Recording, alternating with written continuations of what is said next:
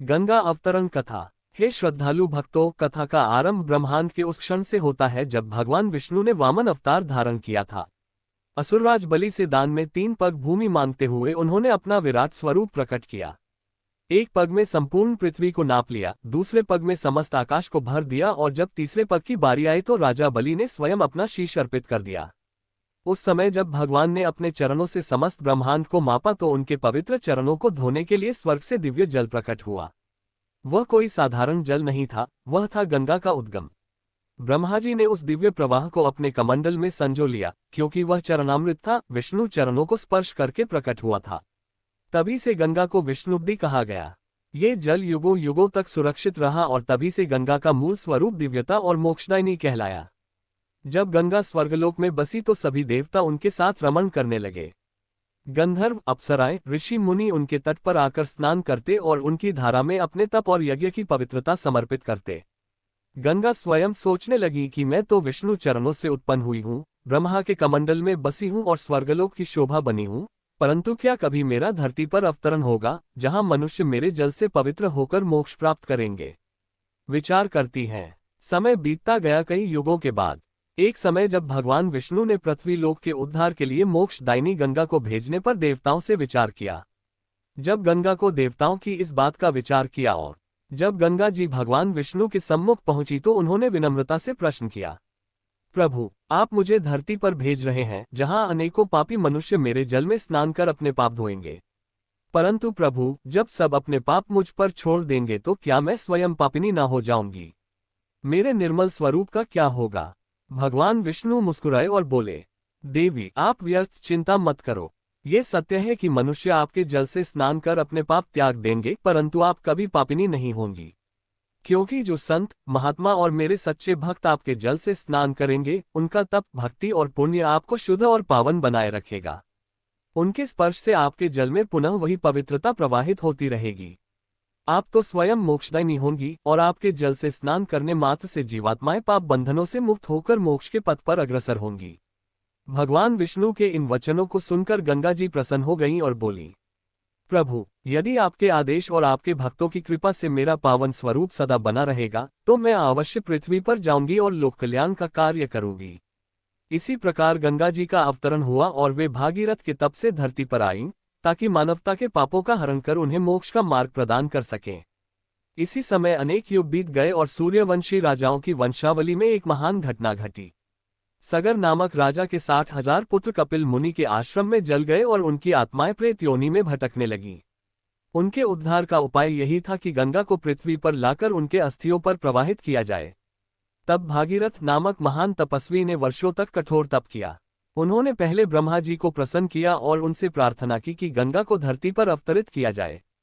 ब्रह्मा ने कहा कि गंगा तो उतर सकती है, परंतु उनका प्रचंड वेग पृथ्वी सहन नहीं कर पाएगी।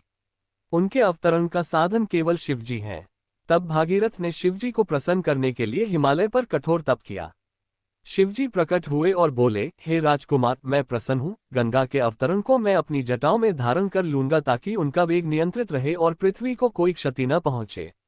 उसी समय गंगा माता ब्रह्मा के कमंडल से पृथ्वी पर उतरने को तैयार हुई, किंतु वे गर्व से बोली कि मैं इतनी महान धारा हूं कि पृथ्वी मेरा भार कैसे सह सकेगी। और शिवजी ने मुस्कुराते हुए अपनी जटाओं में उन्हें धारण किया।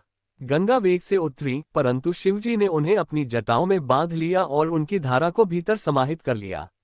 गंगा घबराए और बोली, प्रभु, आपने मुझे जटाओं में ही रोक दिया, मैं तो पृथ्वी पर जाकर लोक कल्याण करना चाहती हूँ। शिवजी ने दया करके अपनी जटाओं से उन्हें धीरे धीरे पृथ्वी पर छोड़ दिया। तभी गंगा माता कई धाराओं में विभाजित होकर धरती पर प्रकट हुई। गंगा का प्रवाह भागीरथ के पीछे पीछे चला और मार्ग में जहां जहां वे गईं, वहां भूमि पावन हो गई। एक बार गंगा का प्रचंड वेग ऋषि जहनु के आश्रम से होकर निकला और उनके यज्ञ को डुबो दिया। इससे क्रुद्ध होकर जहनु ऋषि ने गंगा को अपने कान से पी लिया। जब भागीरथ ने प्रार्थना की और देवताओं ने निवेदन किया तो जहनु ऋषि ने गंगा को पुनः मुक्त किया। तभी से गंगा जहनुपुत्री कहलाने लगी। अंततः गंगा भागीरथ के पीछे पीछे चलकर सगर पुत्रों की अस्थियों पर प्रवाहित हुई। उनके स्पर्श मात्र से 60,000 पुत्रों की आत्माएं मुक्त हो गईं और उन्हें स्वर्ग की प्राप्ति हुई। तभी से गंगा धरती पर भागीरथी नाम से प्रवाहित होने लगी। गंगा माता की महिमा यही समाप्त नहीं होती। वे केवल मोक्षदायिनी नहीं बल्कि जीवनदायिनी भी हैं। हिमालय से लेकर गंगासागर तक उनका प्रवाह करोड़ों जीवों को जीवन देता है। उनके तट पर अनेकों नगर और तीर्थ बसे जहां धर्म और संस्कृति का विकास हुआ। हरिद्वार में हर की पौड़ी पर जब दीप प्रवाहित होते हैं तो गंगा आरती का दृश्य ऐसा लगता है मानो आकाशगंगा स्वयं धरती पर उतर आए हो। प्रयागराज में गंगा, यमुना और सरस्वती का संगम मानव जीवन के 3 गुणों का प्रतीक है जो गंगा स्नान से संतुलित और पवित्र हो जाते हैं। काशी में गंगा मां मृत्यु को भी मोक्ष में बदल देती हैं। गंगा माता केवल जलधारा नहीं, वे धर्मधारा हैं।